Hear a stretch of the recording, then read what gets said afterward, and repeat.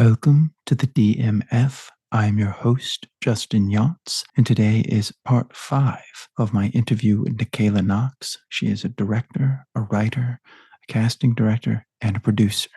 Enjoy.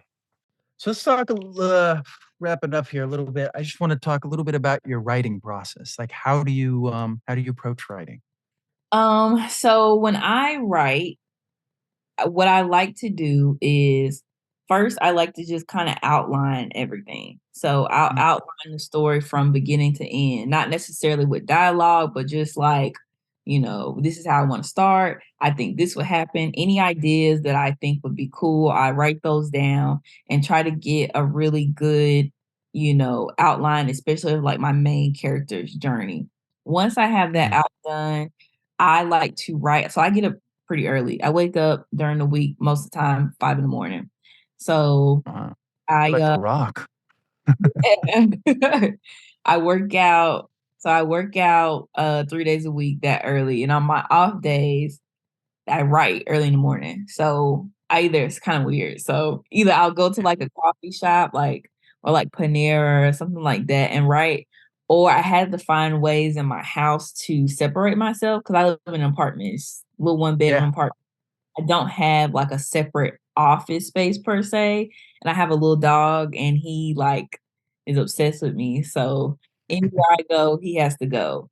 And it could be challenging trying to write when it's like my couch is here, my bed is here. So I had to yeah, create a space. So I'll go in my closet. It's like in my closet. Like I bought a one of those lap desks. yeah, I'll just go sit in my closet because I can close the door. It's yeah. quiet. I can turn the light on. It's isolated. I can like leave my phone and I'll just go in there for an hour, 2 hours. So normally I can get a short done. If I'm really banging it out, I can get a short done in a week to 2 weeks. If I'm doing a feature, I can get it done in 30 days. How did you go about learning, the process of script writing? I'm curious. So that was a class I took at UNCG. So we had Mm. screenwriting classes. So I did take those classes and that kind of gave me my foundation as far as like format and everything like that.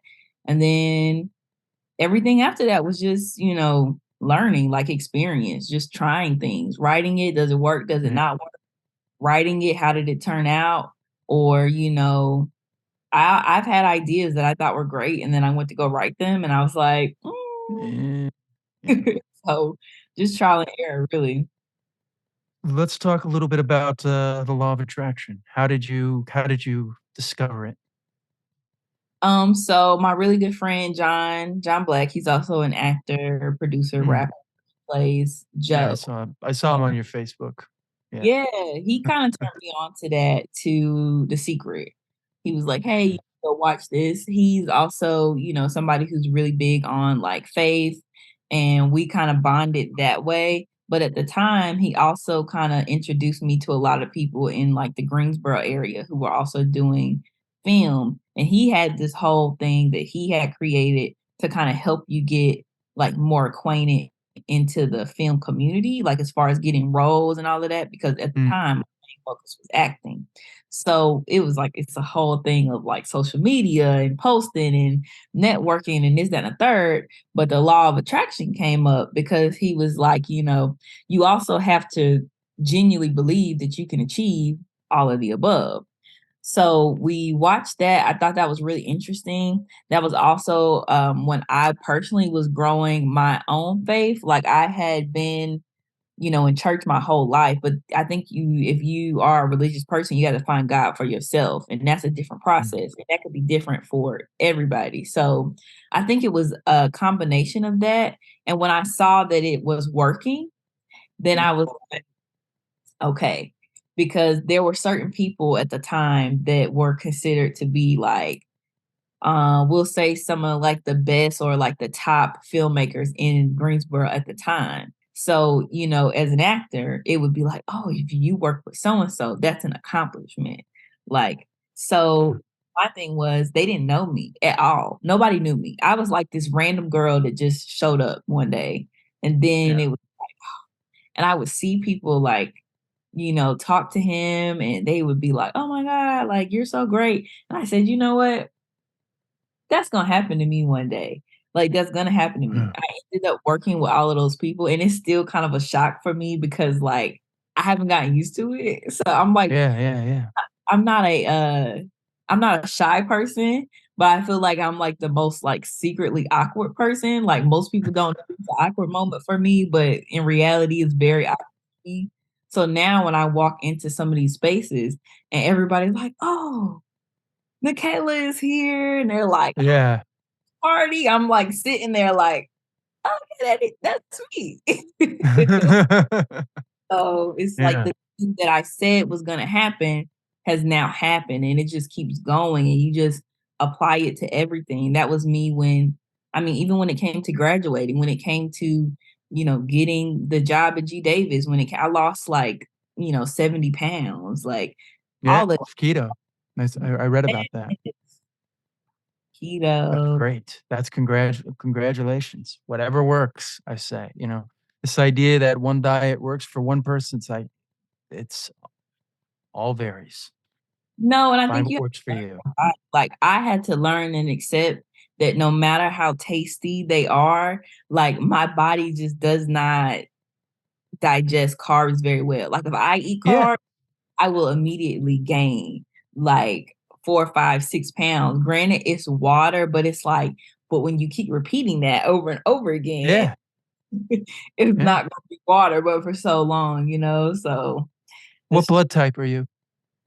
I think it's A. I'm pretty sure I'm A. But this blood type, you should be able to have some carbs No, there. it's like Yeah. I used to be pre-diabetic. So like Okay. All right. So that's yeah, that's a completely different situation. Yeah. it just Understand. don't like it. It just mm-mm. What are you working on now? If you can talk about Yeah, so my main goal, this is the thing that I'm currently speaking into existence, is my main goal is to land a like multi-picture deal. So whether that's 3 films, 4 films, 5 films, whatever that is. Because one of the things I learned about, this whole process is so my goal is to always improve. So if I put it. another movie on Tubi, it can't just be on Tubi. That's not enough for me. If I put another movie on Tubi, then I needed to be an original, period. So Yeah. my thing is, like I know it's possible because I see it happening. I'm like, let's go out there and let's make the next film an original. And if it's not an original, I don't want to do it. The only reason I would do it is if I happen to get into a situation where the funding was good or, there were certain actors that could be a part of it, but the goal is originals. And we keep moving up because I have nothing against Tubi. I love that, it's a platform that's given a lot of people their start. But now that I understand how that works from a business standpoint, it's like, no, I have to have an original. Like I Yeah. need original and we just keep moving up and up. So that's the goal to land like a multi-picture deal. So currently what I'm doing is getting all my scripts together, getting all my pitch decks together so I can go out there and pitch. My plan is, everything's getting ready to shut down for the holidays, which is perfect to have all of that stuff ready to go right in January. So have it ready to go, have those pitches ready and just see where we land. But again, remember I said this that if I put Yeah. another one out, it's gonna be an original. Yeah. When you say it's gonna be are you talking about like an original platform or just original script? Like on Tubi, they have Tubi originals, meaning that like the film Okay. is backed by Tubi. Like they promote their originals. Like if you get online right now, all Okay, their I see. Oh, I see what you're saying. It's part of the network type thing. Yeah. exactly not just on there. It's an original. It's not just content. Yeah, I get what you're saying. Yeah. That's Yeah, smart. That's that the best way to do it because then they have a vested interest in presenting it. exactly. It changes the whole game because now Yeah. it's like it's an original. Number one, the platform itself is going to promote the originals. They have to. That's kind of the point of being an Yeah. original. So there's that. and it's for whatever reason, whether it's a, psychological thing or whatever, when you attach the word original to something, people automatically assume that it's on a certain level, and that draws them in because Mm. I would bet $1 million on this. If I had the same exact movie, Couch Party, right? Yeah. Didn't change nothing about it, except I said it's a Tubi original, the response would be totally different. Totally different. Interesting. Because now Interesting. it's a Tubi original. Oh, let me go see what this is. Just like people do Just it. Oh, it's a Hulu original, it's a Netflix original. Yeah, interesting. and you have some people who get so caught in that they only watch originals. Only watch originals. Really? Yeah, like because they assume that if it's an original, the quality or whatever else is gonna be better, which is technically kind of true from a technical standpoint. The quality, the sound, I've never seen a Tubi original that had, bad quality, but that is just the quality. We're not talking about the storyline. And I'm Yeah. like, I don't mean to like sound like I'm bragging, but I'm very confident in like Yeah. how I write. And I know I write better stories than what's Yeah. currently the right connection to get in that door. And I'm gonna figure it out. We're gonna figure it Yeah. out.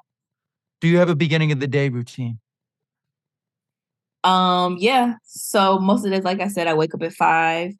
If it's one of my workout days, that's how I start my day. I go in and get my workout in. That's something that it has become very important to me because it's my time to not think. And you also just feel way better.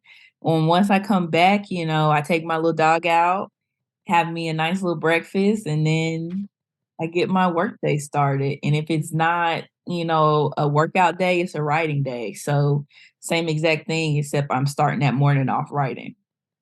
Do you have a nighttime routine? Honestly, no, not really. Like at nighttime, it's just Mm. like I've gotten all of my work done. So I do like to cook. So during the week, I normally will make dinner. And that's just kind of like my wind and down time. Like just that's my chill time of the day. Do you meditate? Yes.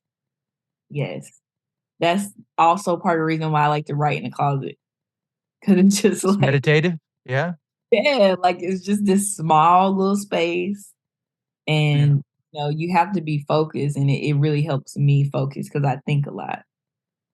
What do you do? How do you go about meditating? I'm curious. It's super quiet, super quiet. I you normally like set a timer and Mm. then I will just, close my eyes and just kind of breathe and just really Yeah. be grounded into where I am. I think when you aren't thinking about it, you're not really aware of everything. You're not aware of how the carpet feels under your feet. Yeah. How the sweater feels against your skin or how you really feel because you stayed up all night last night or Yeah. maybe you just don't feel well. You don't really take time to acknowledge those feelings. But for me, when I'm in the quiet, I'm in the dark, there's nobody here, there's nothing going on, I can then take the time to acknowledge all of those things. Agreed. Sometimes it's best to just stop and just A lot of people don't do that. no, they don't. And I I tell them, I say, just 5 minutes. No, I don't have time. Really? Yeah. 5 minutes. About UNCG. When I was there, they did a lot of mindfulness, and I that's when I really got into that practice because one of my professors, she literally was like, once you get good at it, you're able to drop into that state at any moment, and that's how you get relaxed so that you can Yeah. go out and be somebody else. So yeah. Yeah. That's it. What are you reading right now? So that's actually one of my like new goals for myself. Yeah. I do like to read.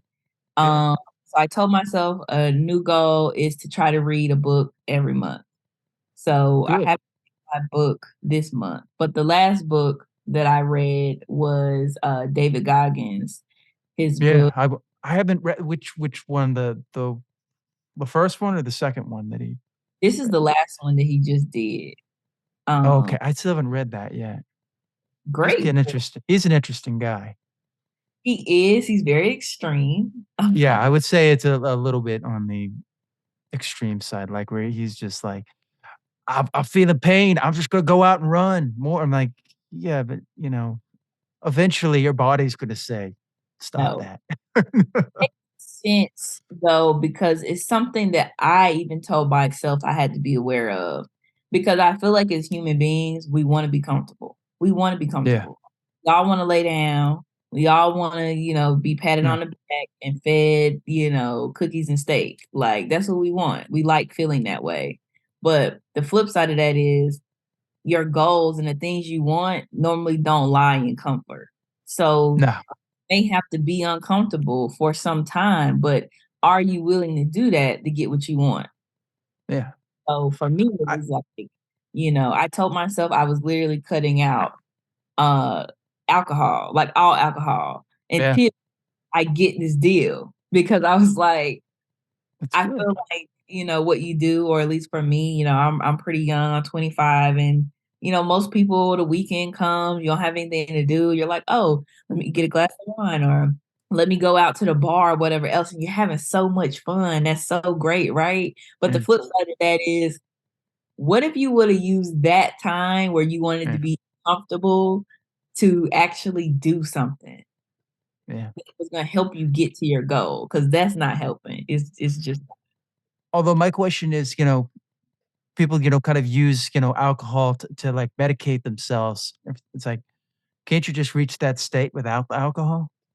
Do you need alcohol to I yeah. think it's necessary sometimes though to sometimes let loose like that because sometimes you got to just kind of like get it out or you kind of get into the extreme of what David Goggin is where it's just like every day is this pain. I don't know, does he meditate? I don't know, does he does He yeah, in a way, he does now. Like he got really into like stretching. yeah. Does that quite a bit, and he's also But it's in. like but it's always like something physical. That's my thing with Oh, David yeah, Goggins, like, it's like he's addicted to pain in some ways where it's almost the extremes, like, yeah, I agree. You don't wanna be too comfortable, but you also don't wanna live life where, like, all I can be is uncomfortable. yeah, but I think it's like he goes Yeah. into it in his book because like Yeah. he doesn't do the things he did, when he was going through all of. He still works out and stuff, but I think Yeah. it's his personality and how he looks at society. And I feel Yeah. like you are that if you feel that strongly about it, then some stuff is just gonna disgust you because you're just like, "Ow." Like, which he literally talks about in the book, or like you can see it in some of his interviews. He's like, Oh, I've I seen don't yeah, care what absolutely. people do, but Yeah. it literally disgusts me, which is why he doesn't really associate with Yeah. anybody other than like his immediate family. So But it's like, like, I've watched him, sometimes his workouts or whatever, and I'm like, "Yeah, it's good that you're doing that," but it's like, is it conducive to the goals that you want? I mean, if you wanted to build if you want to build muscle, you've gotta let the body relax at some point, or it's not unless you're taking some kind of substance to grow because, like, the body yeah, has to it doesn't have any time to grow. I feel you. It's just like if you ask David Goggins, he'd be like, "Well, let me show you how mine's gonna do it anyway." I know, I know, But I know. I love he's out there and stuff. It's just that I don't yeah. know if I'm one of those that, like, thinks, like, every single thing he says is gospel. I think there's a lot to learn from him, but, I'm like, it's also like The biggest was number 1, discipline is such a huge thing. yeah, Number 2, there's nobody or nothing or any situation that's stopping you from achieving goals other than yourself. And once you understand that and learn that, I think you can use it to apply because you have some people who, let's just say they're writers who can, drink a glass of wine every night and still write the best scripts ever. That's fine. That's their yeah, process. But I know for me, that ain't gonna work because yeah. I'll get too comfortable and Asleep. Be like, now I'm like, "Oh, I did say I was gonna do that." Then it's just like, no. yeah. So Well, it's like me as an actor. I make myself every day for an hour work on acting stuff. yeah, I'll do improv work on tongue twisters, read out loud, do all these things, just keep it going. It's like it's the practice. It's the same thing with I do transcendental meditation, and that's Right. 20 minutes when you wake up and 20 minutes, in the afternoon. And you just keep staying to that, it's about holding yourself accountable. I don't know Yeah. if you necessarily need to be always in pain, but you need to be in a way of like, this has to be done, and there's no excuses. I think that's the problem today is we live in a society where like, "Oh, it's okay, I'll do it later, I'll do it later." Can't do that because once you do that, you get into I play piano, I do it every single day. On Thanksgiving Day, I'll get up early, play really early, just keep going with it, it's that momentum. I think that's so important. Yeah, I think a lot of people aren't self-aware, and it's such a Yeah, blessing to be self-aware because, you recognize those things, and when something's off, you immediately try to fix it. So, I yeah. agree. What are you listening to right now? So, I'm, like, the weirdest person with music. I like music. Yeah, It's like yeah, music. I just feel like I don't I don't go as hard as some people do. yeah. So it's not really like a specific song or anything like that, but some of the artists that I do like, I am a big Drake fan, a big J. Cole fan. I like Alright. SZA, I like her a lot. I like, Coco Jones, I like her. Um, yeah, so, like, kinda like hip hop R&B, that's kind of my thing. What are you watching now? Yes. So right now, some of my favorite shows, this is kind of like an older show actually, but I just found it on Yeah. Netflix. Like it. It's called The First Wives Club. That was really good. Also like Harlem. I like that show as well. Big fan of American Horror Story. I I have to gotta like I gotta get into that. I still haven't, like I watched the 1st season, it's just like, I don't know, I need to watch it. it's good. If you like horror, then I you'll like do. it's really intense, but Yeah. it's pretty good. I like that. I'm trying to think the last movie that I saw that I really liked, the comedy on Netflix. It's called Bad it Trip with Eric Andre? it is. I love that movie. But this one was the new one that came out with Jennifer Lawrence was in it. I thought that was what you were gonna say, In Her Feeling. I haven't watched that yet. I heard that that was pretty Yeah. good. So that's like to me, Good that's right. movie? Yes, like for comedies, that's one of my favorite style of comedies. They did really good with that. When you said, Netflix and, poor, Eric Andre made no money off that movie.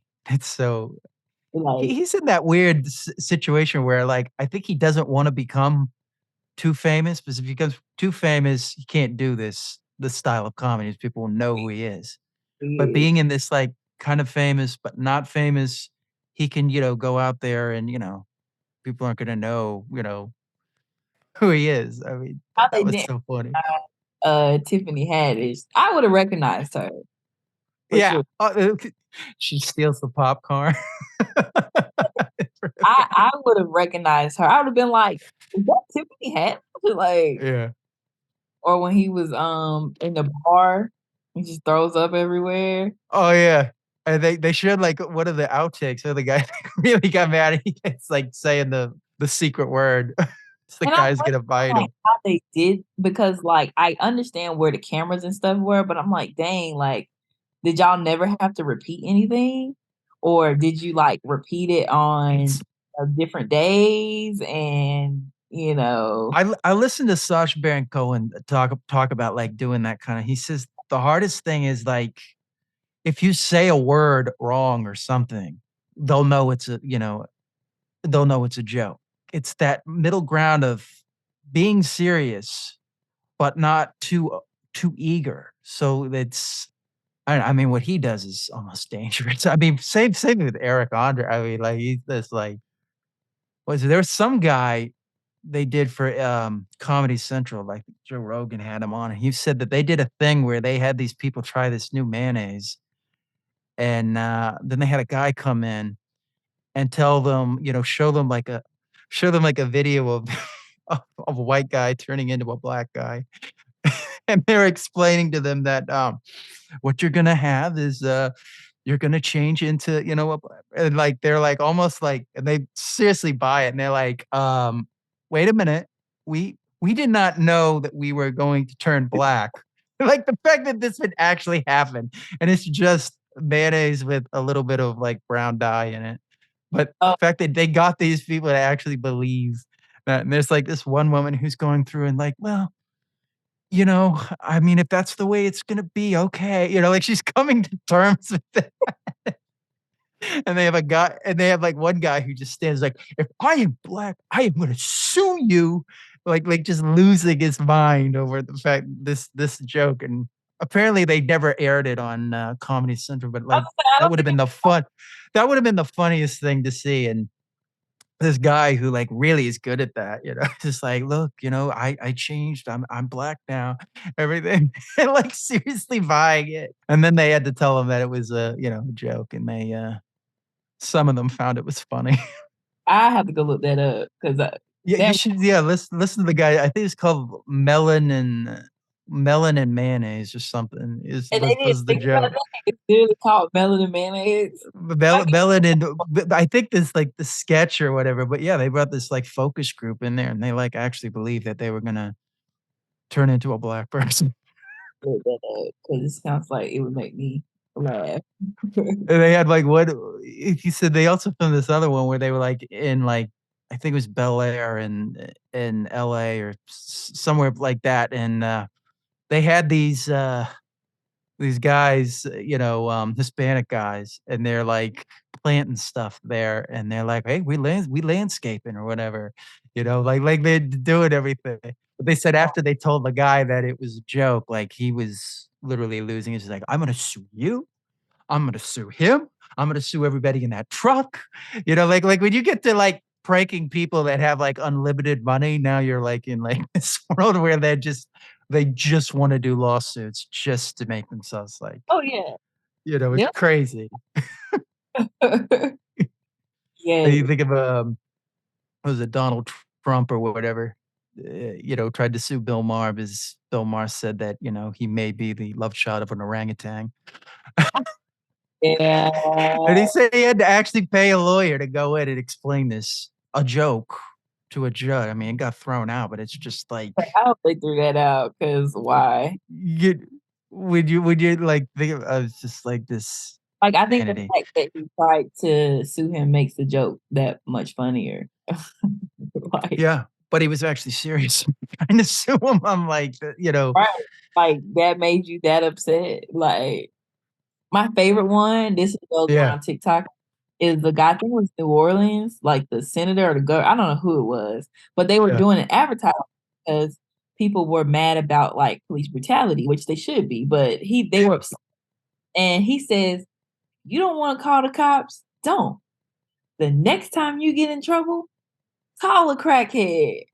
It's a real it's a real act, like, it's real, like, he literally said that. Like, Well, we're living in like this day and age where like, politicians will be like shooting guns in their like vote for me video. And it's like, look, I shoot guns. I'm like, "Y'all can't be serious." Like, that's why I feel like I can't get into that because I'm like, "This is funny to me." Like, y'all are all Yeah. funny. Like, all of It's y'all. funny to it till, Yeah, now, when laws and things like that start changing and we're, feeling the yeah. effects of that, it's not funny. I think to me, is the idea of it is more funny because it's like, what qualifications do these people have? And they get up here and Yeah. say craziest things, and y'all are still like, yeah, I'm gonna vote for Yeah. him. How can people reach you? Yeah, so you can email me at gogetterproductions@gmail.com. You can also find me on Facebook, Instagram as well at Nachela Knox or at Go Getter Productions. You can also visit the website at www.gogetterproductions.com. And if you didn't know how to spell Go Getter, it is GOGETHER, the H since throw people off. But it's Go Getter. Mhm. So yeah, any of those. All right. Well, thank you. Thank I you. Thank appreciate you this. for having me. Yeah, this has been great. Yes, no, but I do appreciate it. Thank you for reaching out. It was definitely great. It's great to somewhat Yeah. virtually meet you. So yes, shout out to Ali as well.